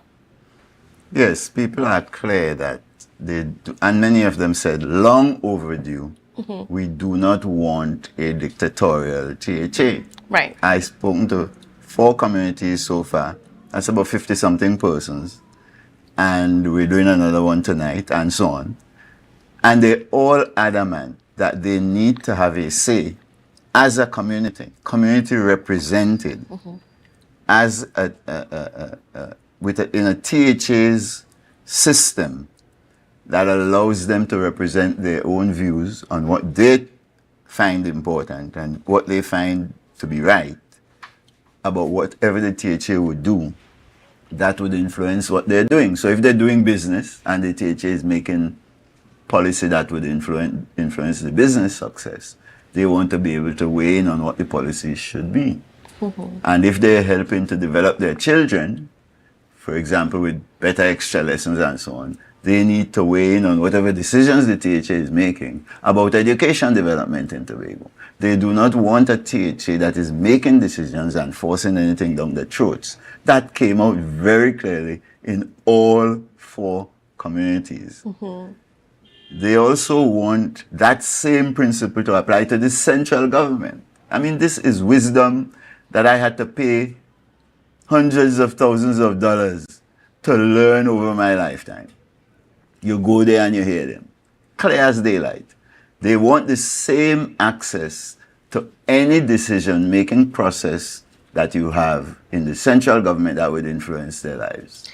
Now, what about in a sense, if I understand you clearly, let's say that the ministers, when they go to parliament, because I mean, every week there's something else that's being debated, a new bill that's being deliberated upon, amendments, is it that they're saying that they would like to see their ministers, and of course, and it should be throughout the whole country, come to the community and be like, okay, this is a bill that's being debated, No. what would you be your views? They're not saying that. They're saying the parliament has to be organized in such a way that it has committees that are responsible for the various portfolios, like education. And when Parliament is making law that would shape policy and influence what they do in their communities regarding education, curricula, whatever they're doing, they want to be able to go to those committees and weigh in. That doesn't exist now. They want that. They want the government to be organized in such a way that they can weigh in. And one lady said, put an end to the top-down government. We want bottom-up government. I didn't put that into their mouth. They came out and said that. They want to be able to access the decision-making structures of the government to allow them to represent their own interests in those decision-making processes at the THA level and at the central government level. Now, let me tell you how these sessions are organized. I don't do any lectures. I simply ask 5 questions, and each person in the forum answers 1 question at a time. Question 1, we go around the rounds. Question 2, we go around the rounds, and so on, all the way to 5. No pre-lecturing, no counseling, nothing. Just straight cold turkey. And this is what the communities are saying. Amazing wisdom. Now, I want to know now, how do we put that into the Constitution? How do we put the idea of having these committees that is a valid voice into the parliament? For a valid voice. Yes. Yeah. What does that look like? I'll tell you the answer to that. But it takes time to walk through structurally for the THA and for the central government, because they're talking 3 layers of government. Yes. Well, let's start with the central government, because, I mean, the Constitution is what enacts the THA, and of course we're still trying to figure out some of those things for the THA. I mean, hopefully later on in this sitting of Parliament, we'll be able to figure out some things. We'll be able to perhaps have some answers. But then how do we have that oversight? How do we have that voice written into that Constitution? Can I answer you, before I answer that, can I tell you the last thing they are calling for? What's that? They want to deal with this problem that has historically plagued the country. Lands for me left behind. Speyside left behind, Canaan Bonacourt developing, Mayaro left behind, Port of Spain developing. They want that to be dealt with properly. And they want that to be dealt with by a special authority in the government. Well, I can tell you what that means. That practically means a Senate that is elected with the authority to do that job, to ensure nobody is left behind. That's what's done. They must see it on TV when the British people are talking about leveling up, and the Americans have states' rights, equality of opportunity, and all that sort of stuff. It's the same principle. But all they know is from their experience, lands from have been left behind for 62 years. They want to put an end to that. So those are the main demands I got from them. And I say demands, the things they want in the Constitution. Now, how do we put it in? Well, first of all, you have to recognize the principle that is implied in their requests of joint decision-making systems. And to do that, you have to set up both the THA and the central government that way. Now, that means the House of Representatives, by design, has to change. And the THA has to change so that executive decisions are made on advisement, meaning you have oversight, right? Oversight comes when the House is designed in such a way, and the Senate designed in such a way, that the executive is a tiny share of the whole House. So if you have a House with 42 members now like we have, or 41, then you can't have an executive of more than 6 or 7 people. You have an executive now of 20-something. You can't do that. The executive has to be a tiny share, so you could give effect to the provision in the Constitution that says that the executive is collectively accountable to the Parliament. When the executive is the majority of the Parliament, it cannot be collectively accountable. It dominates the Parliament. Which is what we have right now. Which is what you have now. But when you respect what the communities are saying, what you will do is you will change the size of the Parliament so that if you make up your mind you're sticking with 15 cabinet members, the Parliament as a whole has to be somewhere near 90 members. And in that context, you will have somewhere near 75, 76, 77 members who go to Parliament to make the law. Right? They're not going to be in the cabinet, they're going to make the law. And the majority of the people who have won the elections to form the government will be such that more of them are outside of the cabinet, focused on lawmaking, than are in the cabinet.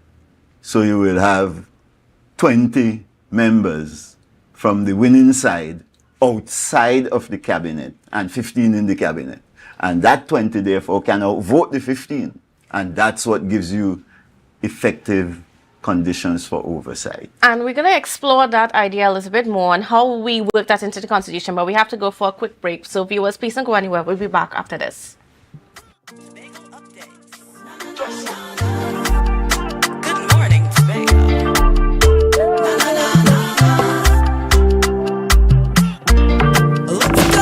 Tobago Glass Supplies has been a leading name for over 37 years in the glass and aluminum market in Tobago. We provide an extensive range of high-quality, innovative aluminum and glass products for commercial and residential use. Competitive prices with superior and professional services by committed employees who are guided by rigid quality standards. Tobago Glass Supplies specializes in the manufacture and installation of glass and aluminum products that are essential to today's homeowners and the business environment. We are engaged in marketing, sales, and installation of a variety of products. These ranges from windows and doors to necessities such as mirrors for homes and vehicles, designed and manufactured in-house or imported.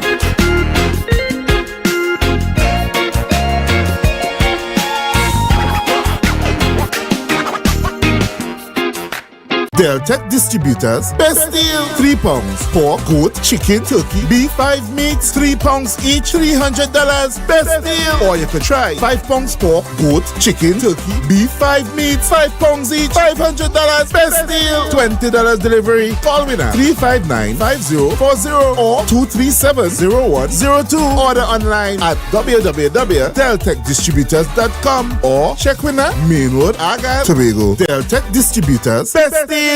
Coconut's Cafe, the buffet restaurant that specializes in all your tasty local dishes for breakfast and for lunch. Breakfast includes coconut bake and sada roti served with chokers, bull joil, and sausages in tomato sauce. Not forgetting beef and cheese pies, shepherd's pie, macaroni pie, and rice in various styles. Meat served in a variety of flavors, garden salads, and pasta salads.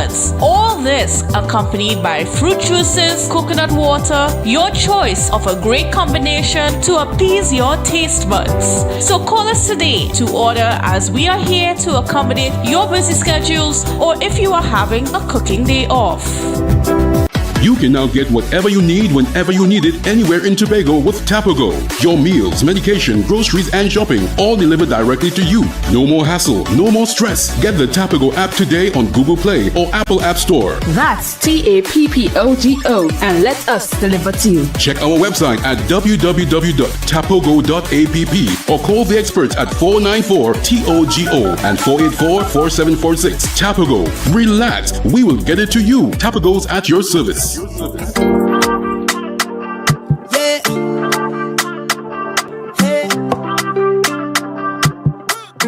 updates. Good morning, Tobago.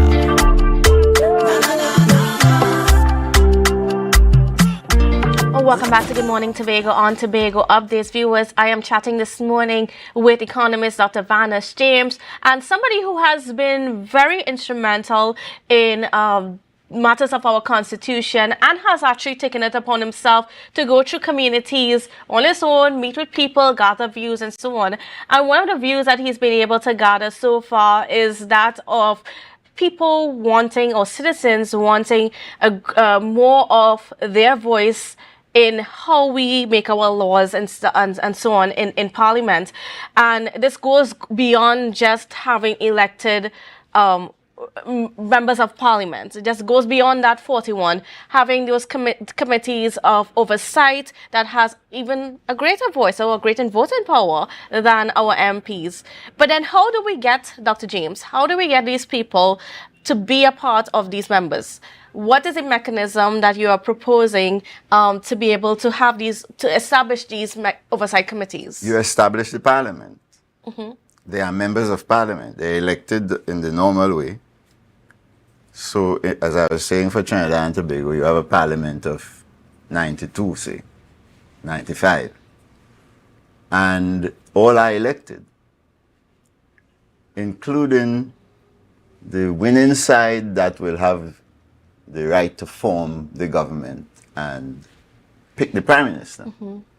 I think we can stick with that rather than go to a system of government in which we have an authoritarian executive we can't control. The current problem we have is that executive power is difficult to control in any system of government. And it is always the sore point. Executives doing what they want with people's money and power and gun, and nobody can control them. That's the problem we really have, and that's the source of all the gripe in the society. You have Rowley in power, executive control, executive domination, dictatorship. Kamala in power, same khaki pants. People want to change that. Now we have to give that thought. And the communities having lived through that, many of these people, some of them tell me that I'm 70 years old, this is long overdue. They know that that is the problem, and they want to change that. And the way you change that is you set up the Parliament differently. Mm-hmm. So if you say you put a winning side of 45, no more than 15 of them could be in the cabinet. So 30 people are available to oversee the cabinet from the winning side. That's the first thing. All elected. The Prime Minister too. And they will solve a problem with that the country has now. The Prime Minister can oversee the ministers, but there's nobody to oversee the Prime Minister. Mm-hmm. Nobody could evaluate the way he does his job. If you had this 30 non-executive members of the winning side, they could evaluate his job and decide if they want to fire him. We see it happening in Britain, for example. But it can't happen here until you call another election.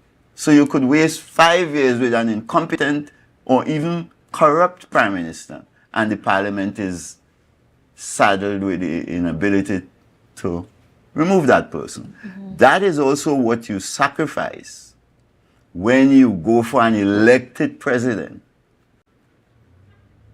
When they pick an elected president like Louis Singh and them saying, yes, they're going to find themselves in a position where to remove that president when you don't like the president, you have to hold another election.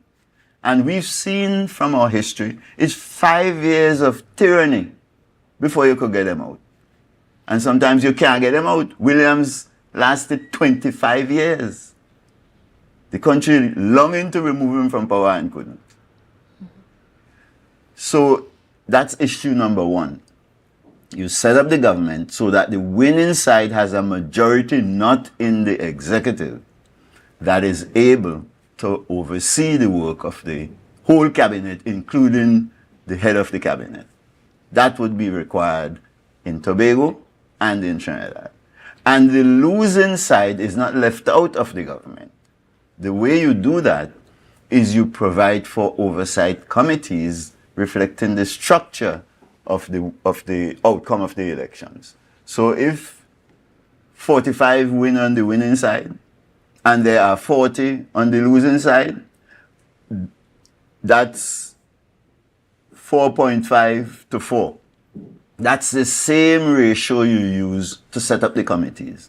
So there will be a majority on every committee, oversight committee, from the winning side. But the losing side is in there too, and they can participate, push for compromise, influence, and so on to decide what is to be done on all lawmaking matters. Now remember, the reason you make law is to ring-fence policy.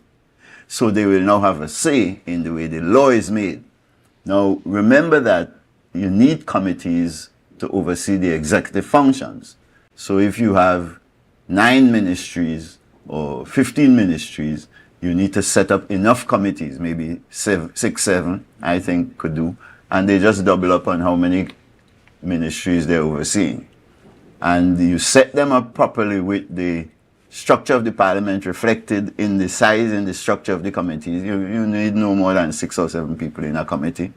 But their job every day is to look at what's going on in the division or in the ministry, as the case might be, evaluate, investigate, propose new laws, bring them to the floor of the parliament, of the House of Representatives in this case, and ensure that they can guide the House in making law to ring-fence the behavior of the executive.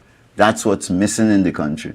And it's instinctively, although they can't formulate it technically, that's what the committees are saying they really want. Now, is there any example of such a model that is existing in any other territory in the world? That's what Westminster is.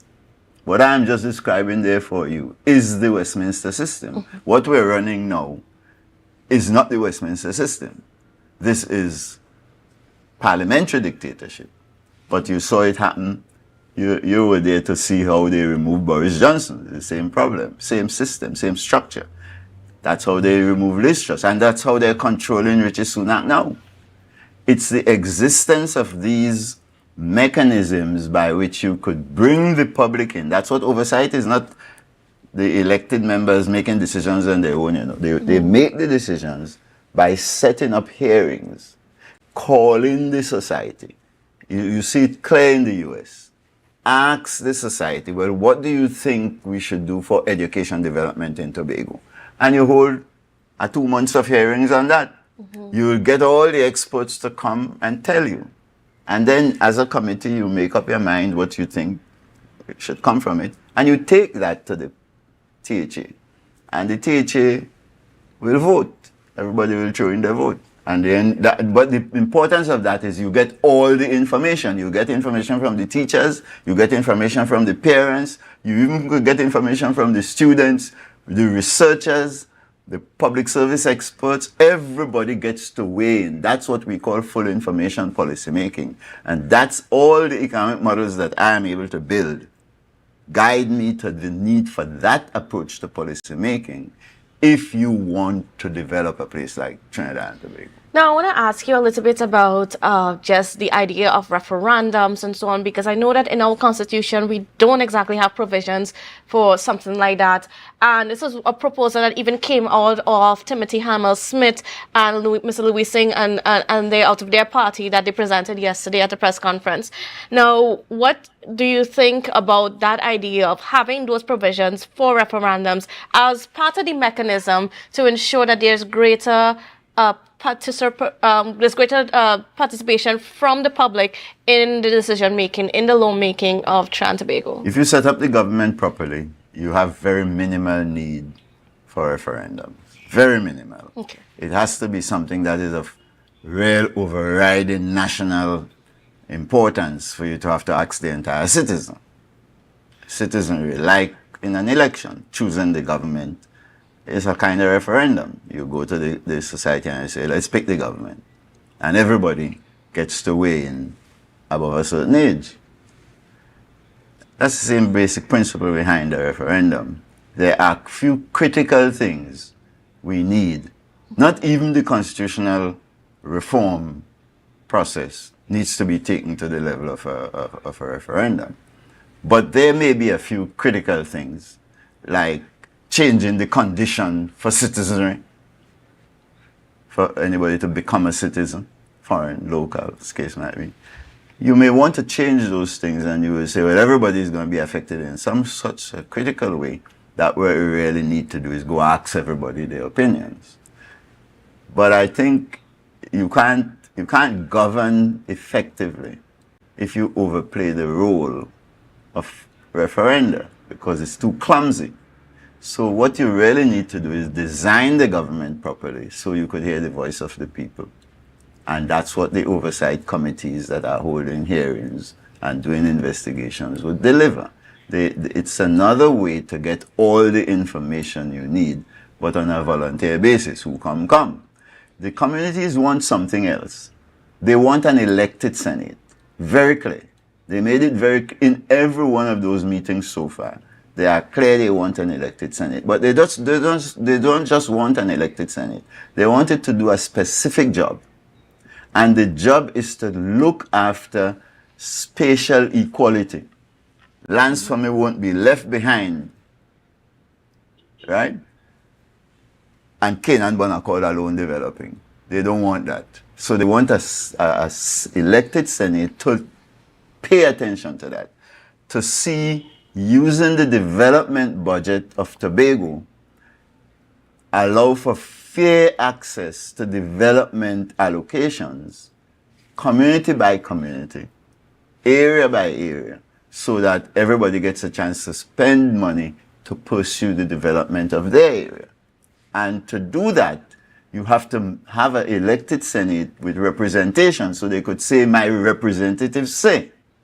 And then give that elected Senate one critical authority.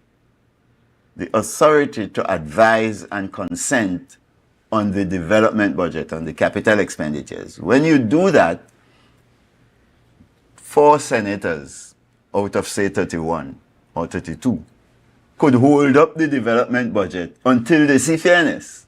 So in other words, you're taking away the power, the overriding power of the Minister of Finance and how the budget is allocated. Absolutely. Too much authority unfettered. And we have seen what we got. After 62 years, look what we're quarreling about in the country. No diversification, Mayaro left behind, Toko left behind, Pinal left behind. The whole country is suffering when you have authoritarian government. What we have in Trinidad and Tobago is an extremely authoritarian government in which the population that owns the country has no say. I don't think you solve that problem in the way people are talking about it by then putting together an elected president with executive authority to lord it over everybody. That's the only person who will be elected by the entire society. Everybody else is elected for a constituency. And then you hand in that person executive power in an authoritarian culture in which people have learned over 400 years of oppression to be afraid of executive authority. And they back off and they say, you win, you get it done. So they don't get involved. And that's what's plaguing the existing authoritarian system that we have. And the way you deal with that is you arrange for real power sharing. So I would not go down the road of an executive president in Trinidad and Tobago to lord it over Tobago, for example. I wouldn't want that because I don't want no single executive in Trinidad to come and tell Tobago what to do. I need a president who is ceremonial and must obey the strictures of the parliament.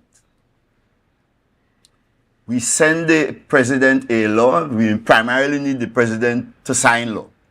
You send the president a law, study the law, make up your mind. Do you want to sign or not? You don't want to sign? The parliament has the right to decide if to override your decision.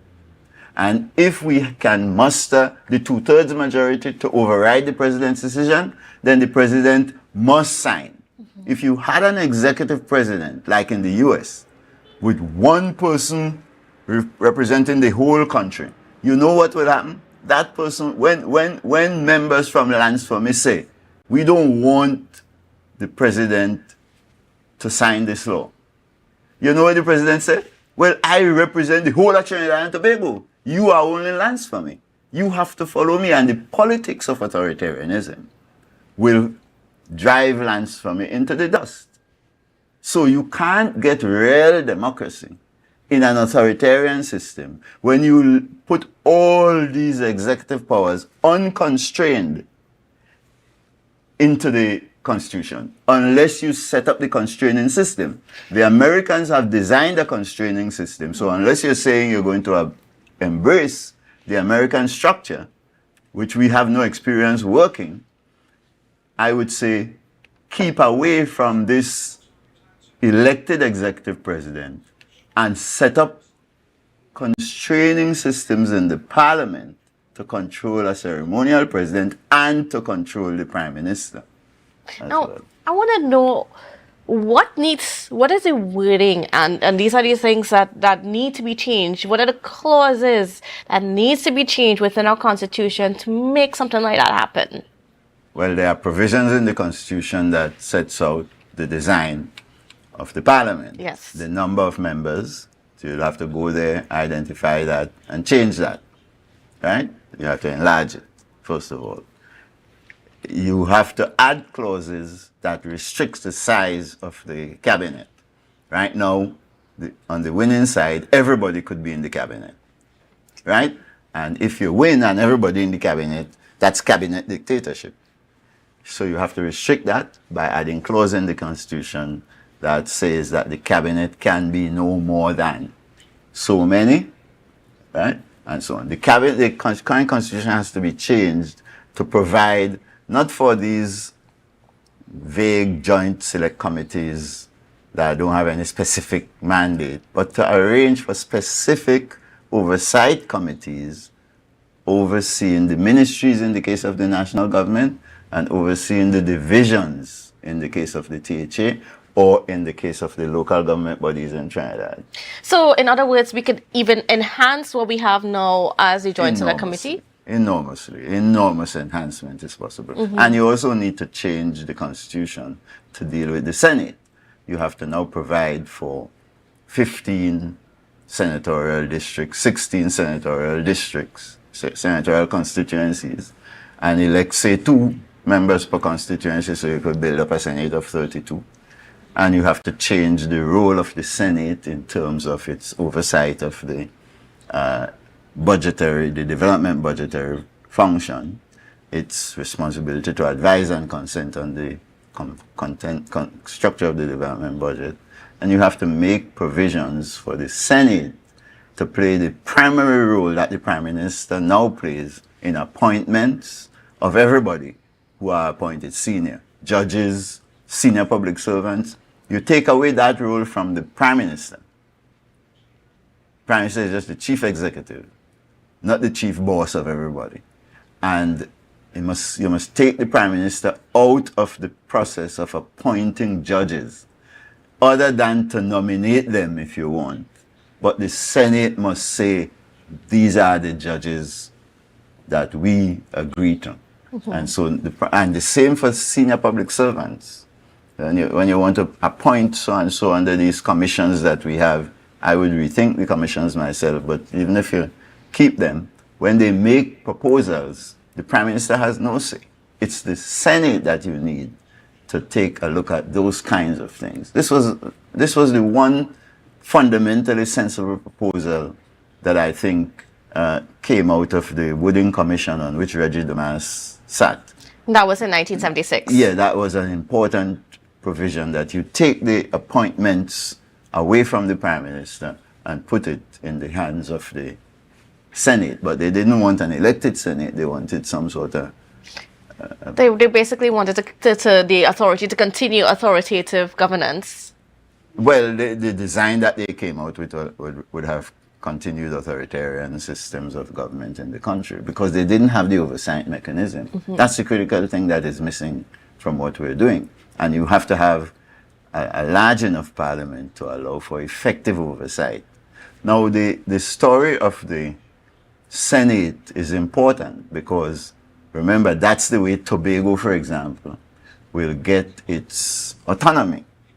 That's what autonomy really would mean for Tobago and for the local government bodies. Well, we're going to get into that, but we got to go for a quick break, and then when we come back, we'll discuss how does autonomy work into that conversation. So, viewers, don't go anywhere. We'll be back after this.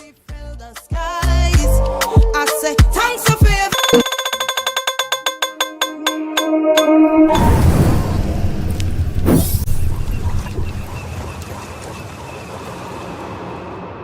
no place like home, home, home. Oh, I love Tobago, baby. When we outside, it's an ocean of love. All that we align to the stars up above. Let we dance now, take a chance now with me. And we go jump till morning. Look, the moon don't sleeping. Tell them we not leaving till the last drop of bacchanal is madness in the capital. So I feel like I run in tongue again. Jump and shake the ground again. Rave with all my friends and them. No place like home, home, home.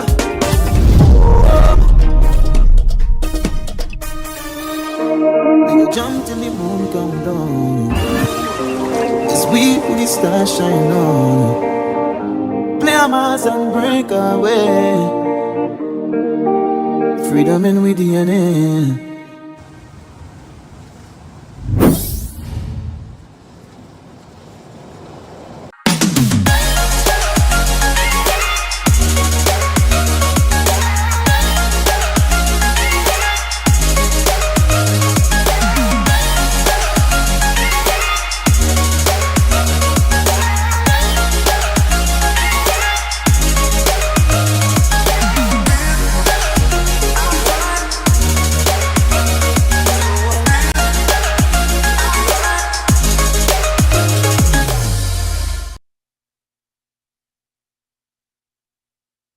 Life is good with Zero. Zero interest for 6 months. Zero down payments. Zero stress payment plan. That's right. With Standards My Terms, we are putting the power of zero in your hands. Now, you can get that new sectional, fridge, stove, or TV for zero down. Pay zero interest later and enjoy a zero stress payment plan plus quick approval within 48 hours. Standards, never beaten on quality and prices.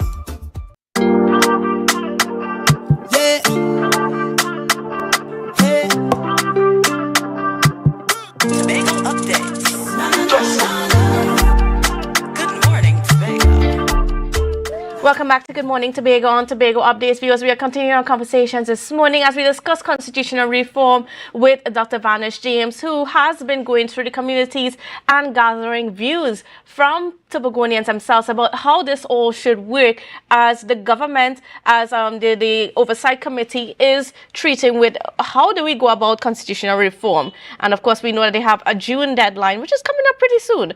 But in the meantime, now I want to discuss autonomy, and not just autonomy for Tobago, because we also have the local government. And over the past few years, the central government has made moves to sort of develop or reform the local government system to match that of the THA.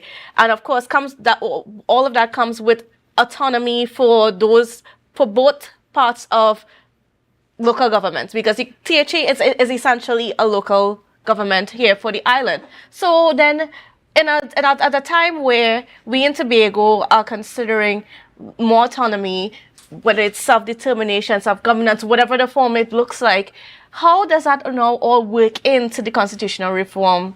Well, if you listen to the communities, you get the answer, because they're saying the same design of the central government we were discussing is the same design you want for the THA.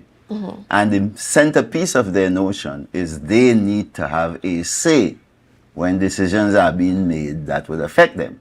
That's the correct answer across the board for all constitutional designs all over the world. It's, I don't know where they get the information from, but they're deadly accurate on that. And what that means is, for them, autonomy is not anti-Trinidad.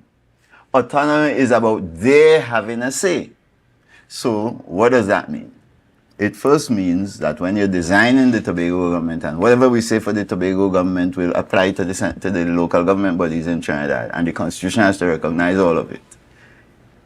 You need the THA to be changed from the current authoritarian structure, because they recognize they don't have no say in that.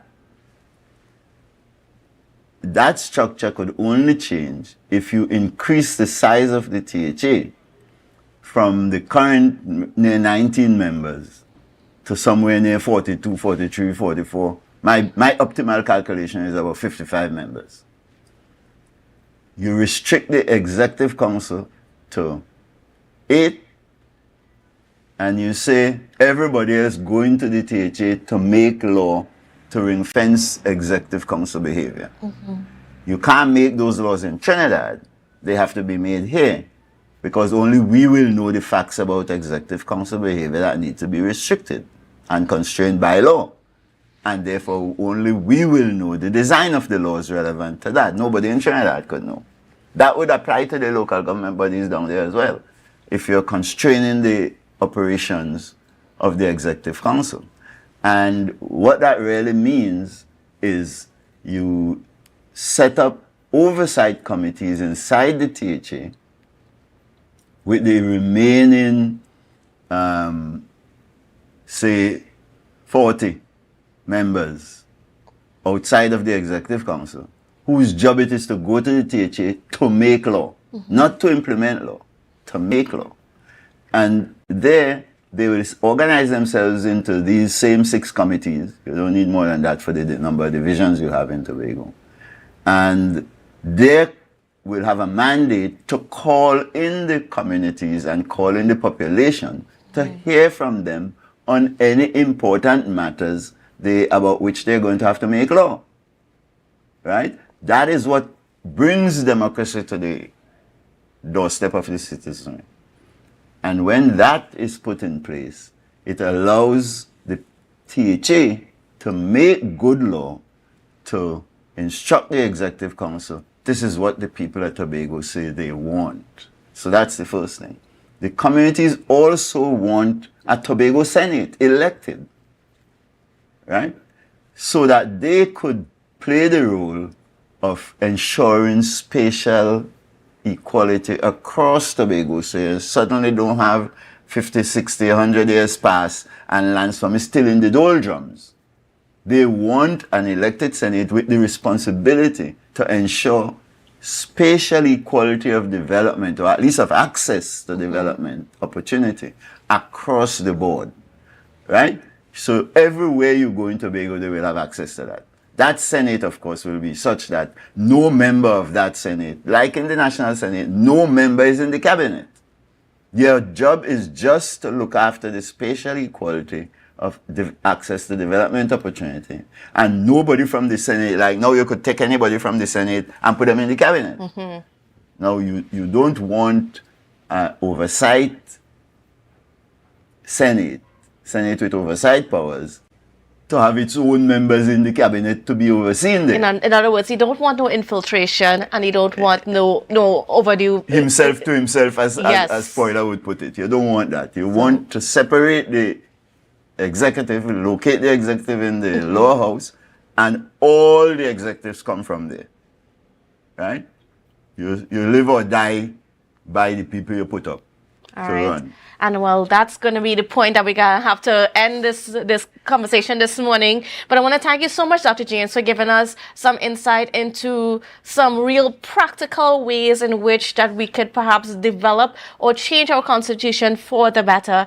And we're looking forward to see how the next few months unfold. And as we heard, there's a public consultation happening on Thursday by the Constitution Oversight Committee. So it's going to be interesting to even hear some of those views come out there and to see Public where it goes. consultation where? I think I might have to check with my directors to remember where. But Tobago? Yes, in Tobago, yes, it's happening on Thursday. So I think it's happening at Bell Garden. So, but I mean, anyways, we're gonna keep track of these things. So, and Dr. James, of course, we're not done with you as we discuss all the different facets of this. So I want to thank you so much for joining us. Candace. And viewers, thank you for being here with us, and we will see you again perhaps either tomorrow or the day after. Tomorrow is Eid, so to our Muslim brothers and sisters, I want to wish you all a Eid Mubarak, and we will see you again on Thursday. 1,000 people strong, and the vibes is never wrong. We are beauty, we are power, we are people in the sun. We are beaches, we are rivers, we are melanated ones. We special and there is no denying Tobago. You're viewing Tobago Updates Television, your exclusive gateway to Tobago, broadcasting the beauty of this island paradise to the world.